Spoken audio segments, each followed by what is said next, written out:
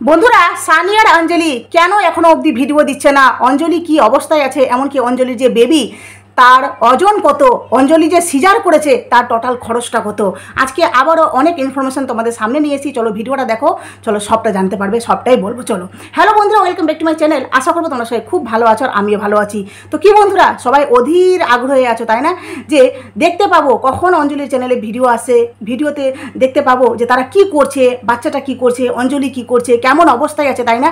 কিন্তু ওই যে দুঃখের বিষয়, তাদের চ্যানেলে এখনও অবধি কোনো রকমের ভিডিও আসেনি। জানি হাজার হাজার লক্ষ লক্ষ ভিউয়ার্স তাদের ভিডিওর জন্য অপেক্ষা করছে, কিন্তু ওই যে ভিডিও কিন্তু এখনও অবধি আসেনি। তো যাই হোক, ওর চ্যানেল থেকে তো তোমরা কোনো রকমের আপডেট পাওনি তাই না। তো আমি যেই সমস্ত ইনফরমেশনগুলো পেয়েছি সমস্তটা তোমাদের সামনে তুলে দেবো। ভিডিওটা প্লিজ ফুল দেখো, তারপর কিন্তু অবশ্যই মন্তব্য করবে। এবার প্রথমত বলি বন্ধুরা, যে অঞ্জলি আর সানিকে দেখো কত মানুষ ভালোবাসে, যে বেশিরভাগ মানুষ এই কমেন্টটা করেছে যে তোমাদের ভিডিও দেখে, মানে ডেলিভারির ভিডিওটা দেখে সবাই নাকি কান্না করছে। কেন বলো তো? কারণ সেখানে অঞ্জলি বারবার বলছে যে আমার ভালো লাগছে না, ভয় পাচ্ছি, আমার কান্না করছে, মনে হচ্ছে বাচ্চাটা কেউ যদি ওটি না করে আমার কোলে দিয়ে দিত তাহলে বেশি ভালো হতো তাই না। কিন্তু ওই যে মা হতে গেলে কষ্টটা তো আমাদেরকে সবাইকে এই কষ্টটা নিতেই হবে তাই না। আর বিশেষ করে অঞ্জলির মা কিভাবে কান্না করছিল ভিডিওটাতে, মানে আমরা যেটা দেখতে পেয়েছি তাই না। কারণ অঞ্জলি কিন্তু খুব আদরের মেয়ে, কারণ তোমরা দেখেছো ওদের ভিডিওতে যে অঞ্জলি আর সানির যে বন্ডিং, ঠিক আছে, মানে সত্যিকারই অমায়িক, হ্যাঁ, মানে দারুণ বন্ডিং। যেখানে দেখছি যে অঞ্জলি প্রেগনেন্ট, ঠিক আছে, সে মাথায় শ্যাম্পু করতে পারছে না, ওর চুল তো লম্বা লম্বা তোমরা জানো। তো সেখানে দেখছি অঞ্জলির মা এসছে, আস্তে আস্তে অঞ্জলিকে যত্ন করতে লেগে গেছে। মানে অঞ্জলি বেডে দেখছি শুয়ে পড়েছে, সেখানে দেখছি চুলগুলো নিচে করে দিয়েছে, আর সেখানে সানি তার চুলগুলোকে শ্যাম্পু করে দিবে, বলছে আমি যতটা পারছি করছি, আমি না পারলে বাকিটা কিন্তু আমার শাশুড়ি মা আমাকে হেল্প করে দিবে। মানে ভাবতে পারছো কতটা ভাগ্য করে এমনি হাজব্যান্ড পেলে, লাইফ পার্টনার পেলে, যেখানে এত সুন্দর করে তার ওয়াইফকে কেয়ারিং করে তাই না। তো যাই হোক, এটা দেখে কিন্তু খুব ভালো লাগলো। আর ওই যে বললাম, ভয় প্রত্যেকটা নারীকেই লাগে, কারণ বিয়ের আগে যে মেয়ে কুমারী থাকে দেখবে একটু কেটে গেলে আমরা চিৎকার করে উঠি, মা লাগছে লাগছে, মা কেটে গেল। কিন্তু ওই মেয়ে যখন বাচ্চা হওয়ার ব্যথাটা সহ্য করে না, তো ওই মেয়ে কিন্তু সহ্য করতে পারে, কারণ আমরা মেয়েরাই কিন্তু জননী তাই না। তো এবার আসি মুদ্রা কোথায় বন্ধুরা, হ্যাঁ, যে অঞ্জলি এখন কেমন আছে। প্রথমত বলি বন্ধুরা, অঞ্জলি কিন্তু এখন যে অবস্থায় আছে, ঠিক আছে, তার কাছে কিন্তু এই ভিডিওটা ছাড়া তার কাছে কিন্তু বেবিটা এখন বেশি ইম্পর্টেন্ট। সুতরাং তারা ভিডিওটাকে তো ভালোবাসেই, অবশ্যই ভালোবাসে বলেই তো তারা আজকে এই জায়গায় তাই না, এত বড় ইউটিউবার। কিন্তু এখন যে সময়টা তার কাছে মানে আছে, সেই সময়টাতে আমার মনে হয় বেশিরভাগই ইম্পর্টেন্ট কিন্তু বেবিটার জন্য, কারণ বেবিটাকে সময় দিচ্ছে, নিজেকে সময় দিচ্ছে, নিজেকে একটু ঠিকঠাক করবে, তারপরে কিন্তু তারা হয়তো ভিডিওতে ফিরে আসবে। আমার মনে হয় হয়তো তোমরা আগামীকাল একটা ভিডিও পেতে পারো, হ্যাঁ পেতে পারো, আমার সন্দেহবশত আমি বলছি হয়তো পেতে পারো, ঠিক আছে। এবার বলি, তাছাড়াও কিন্তু ওই যে বললাম যে তার পরিবারের লোক কিন্তু তাকে খুব ভালোবাসে, বিশেষ করে তার স্বামী, ঠিক আছে। এবার আসি যে বেবির ওজন কত। দেখো, যখন অঞ্জলি আর সানি ডেলিভারি ভিডিওটা দিয়েছিল, সেখানে কিন্তু বেবিটাকে দেখিয়েছিল, তোমরা এক ঝলক দেখেছো, যেখানে ইমোজিটা ছিল না, জাস্ট বেবিটা ছিল।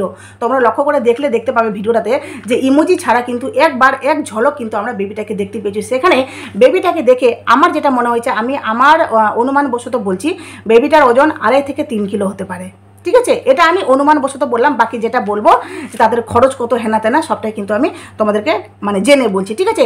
তো প্রথমত একটা কথা বলি বন্ধুরা, আমি তোমাদেরকে খরচটা বলছি তার আগে বলি, দেখো একজন কমেন্ট করেছে, কারণ অঞ্জলি না বারবার ভিডিওতে বলছিল যে আমার না ভীষণ ভয় পাচ্ছে, মনে হচ্ছে ওটি না করে যদি আমাকে কেউ বেবিটা এমনি দিয়ে দিত আমার কোলে তাহলে বেশি ভালো হতো তাই না। তো ওই যে মা হতে গেলে কষ্টটা নিতেই হবে তাই না। তো এখানে একজন কমেন্ট করেছে, দেখো তোমার কাছে এতজন আছে তাও টেনশন করো, আমার যখন বেবি হয় আমার কেউ ছিল না, শুধু হাজব্যান্ড ছিল, কারণ সালটা ছিল 2020 আর করোনায় ভরপুর, আমার মা বাবা কেউ আসতে পারেনি, আমি দেশের বাইরে ছিলাম ছত্তিশগড়, বাট আমি যখন ওটিতে যাই একদম ফ্রি মাইন্ডে গিয়েছিলাম। তো দেখো, এক একটা মানুষ কিন্তু একদম আলাদা আলাদা তাই না, এক একটা মানুষের চিন্তাভাবনা একদম আলাদা আলাদা। তো যেখানে এই যে মানে অঞ্জলির কথা, অঞ্জলি কিন্তু খুবই আদরের একটা মেয়ে, ঠিক আছে, সে মায়ের বাড়ি থেকে খুব আদরের, আর শ্বশুর বাড়ি থেকেও বলতে পারো তার বরের কাছে খুবই আদরের, খুবই একটা, আর সবার থেকে যেহেতু বাড়িতে ছোটো যা তো সবাই কিন্তু খুব ভালোবাসে। তো সেক্ষেত্রে বলবো যে অঞ্জলি ভয় পাচ্ছে, কিন্তু ওই মেয়েটাই কিন্তু দেখো আজকে মা হয়েছে। কারণ যখন আমরা মা হতে যাই না, একটা মেয়ে যখন মা হতে যায় দেখবে যে ওই সমস্ত ব্যথা কিন্তু একটা মা নিতে পারে। যে মেয়েটা আগে বিয়ের আগে হয়তো একটুতে চিৎকার করতো, সেই মেয়েটা দেখবে যে সিজারের মতো সিজার করতে গেলে যারা মানে তোমরা জানো সিজার সম্পর্কে, তারা জানো যে কত কিছু করে, সিজার হোক নর্মাল হোক সেটা বড় ব্যাপার না, কিন্তু বাচ্চা হতে গেলে আমাদের কত কষ্ট নিতে হয় এটা কিন্তু তোমরা সবাই জানো। সেক্ষেত্রে কিন্তু বলবো যে যেহেতু প্রথম বাচ্চা, তো সেক্ষেত্রে কিন্তু এই অঞ্জলি ভয় পাচ্ছে, আর সেটা কিন্তু স্বাভাবিক। হ্যাঁ, তবে বলবো তোমাকে যে তুমি যে এই যে একাই একাই নিজের ব্যাপারটা শর্ট আউট করেছো, সেটা কিন্তু সত্যি খুব ভালো লাগলো। কিন্তু ওই যে সবাই তো এক না, না তাই না?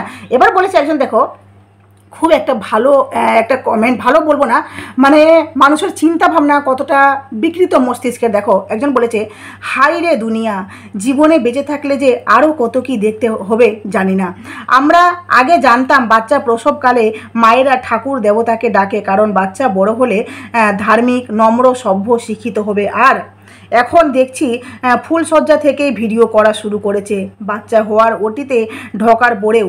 তাহলে এরা যদি বিজ্ঞাপনের বাবা মা হয়, তাহলে বাচ্চারা বড় হয়ে বাবা মাকে বৃদ্ধাশ্রমে পাঠাবে না তো ঘরে বসে আদর যত্ন করবে, রাজভোগ খাওয়াবে, ভয় মানে তারপরে এটা আলাদা। ভাবতে পারছো মানুষের বিকৃত মস্তিষ্কের কমেন্ট দেখতে পাচ্ছ?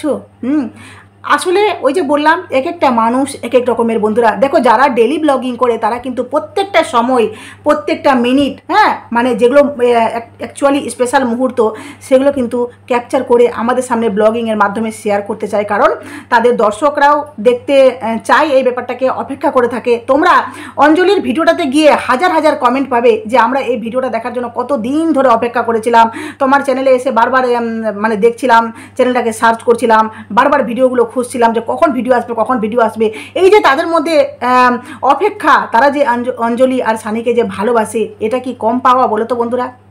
তারা ডেলি ব্লগিং করে, হ্যাঁ তার মাধ্যমে টাকা অবশ্যই ইনকাম হয়, কিন্তু ওই যে বলবো যে তারা যেহেতু ডেলি ব্লগার, তাই না, তাদের একটা সোশ্যাল মিডিয়াতে ফেস ভ্যালু আছে, তারা ব্লগার, তো সেক্ষেত্রে বলবো। আর একটা কথা পজিটিভ দিক থেকে ভাবলে, এই কথাটা ভাবতেই পারো তোমরা, যে এই যে ভিডিওগুলো করে রাখছে, এটা একটা অ্যালবাম, তাই না, স্মরণীয় খাতা তৈরি হচ্ছে। দেখো যে যেখানে আমার বেবি কিভাবে আসলো, প্রসবের দিন মানে যেদিন ডেলিভারি হয় সেদিন কি কি হয়েছে, কিভাবে মুহূর্তগুলো কেটেছে, প্রত্যেকটা মুহূর্ত কিন্তু একটা জায়গায় ক্যাপচার করে বন্দি রাখা হলো। যেখানে বেবিটা বড় হবে সেখানে কিন্তু সে সবটা দেখতে পাবে যে আমার মা বাবা কী রকমের পরিস্থিতিতে গেছে, কেমন ছিল।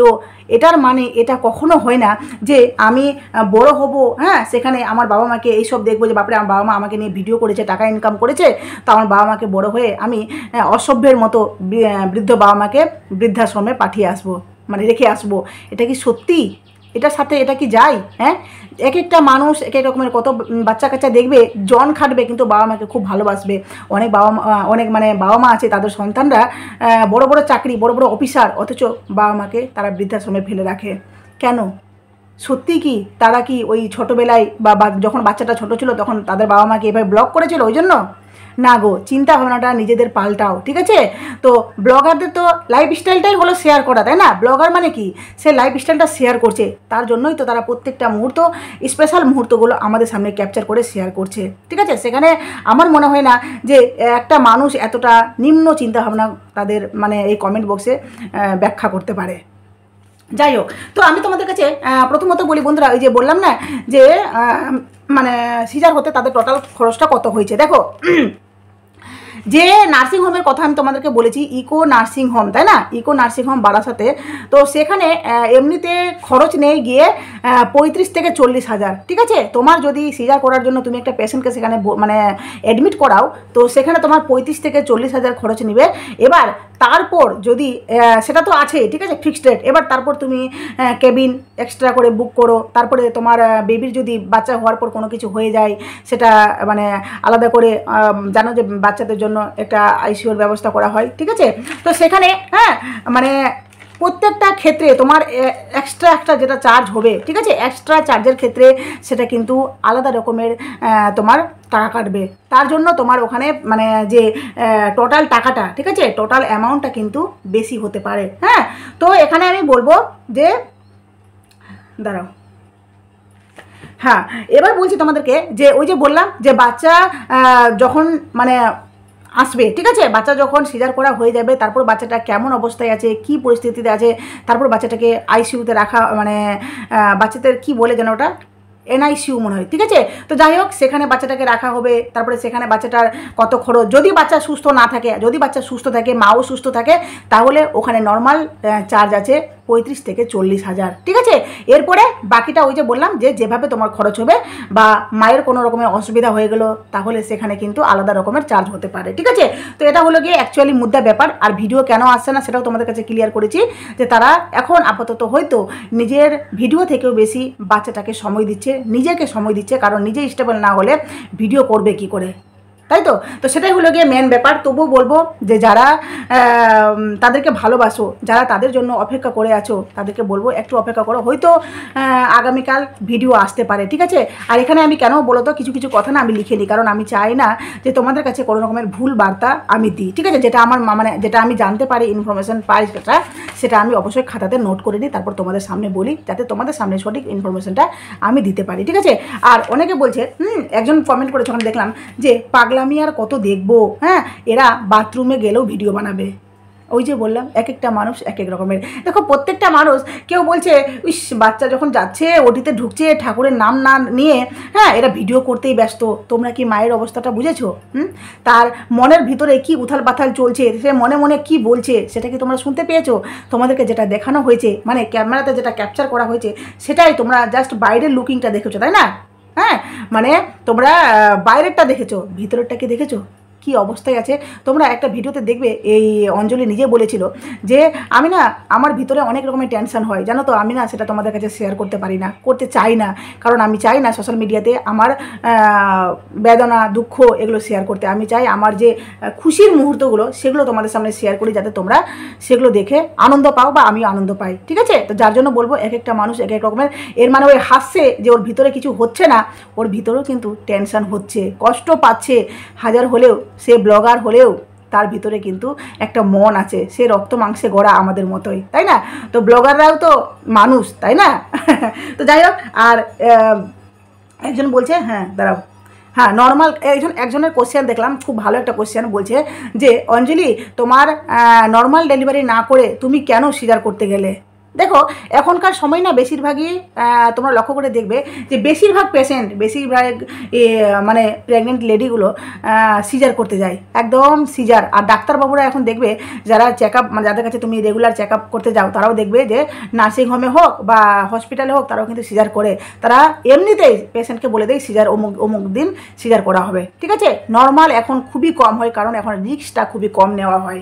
তবে বলবো যে নর্মাল হচ্ছে না, হ্যাঁ নর্মাল হলে একদম ভালো, নর্মাল হলে খুবই ভালো, কারণ নর্মালে যখন হয় তখনই কষ্ট হয়, কিন্তু পরে মানে পেশেন্ট একদম সুস্থ থাকে, ফ্রি থাকে। আমারই প্রথম বেবি, মানে প্রথম যখন আমার বড় মেয়ে হয় তখন কিন্তু নর্মালে হয়, আর যখন ছোটো মেয়ে হয় তখন কিন্তু সিজার হয়। কারণ সিজারের বেলায় আমি যে ডাক্তারবাবুকে দেখাচ্ছিলাম, তো সেই ডাক্তারবাবু কিন্তু সিজার করে, উনি কিন্তু এক কথায় আমাকে বললেন সিজার করবে। আর আমার ইচ্ছা ছিল যে চলো সিজারই করবো, কারণ অত ঝামেলা অত কষ্ট আর আমি নিতে পারবো না, ঠিক আছে। তো এইটা হলো গিয়ে আমাদের বর্তমান মানে চিন্তা ভাবনা, যে কষ্ট করবো না, চলো।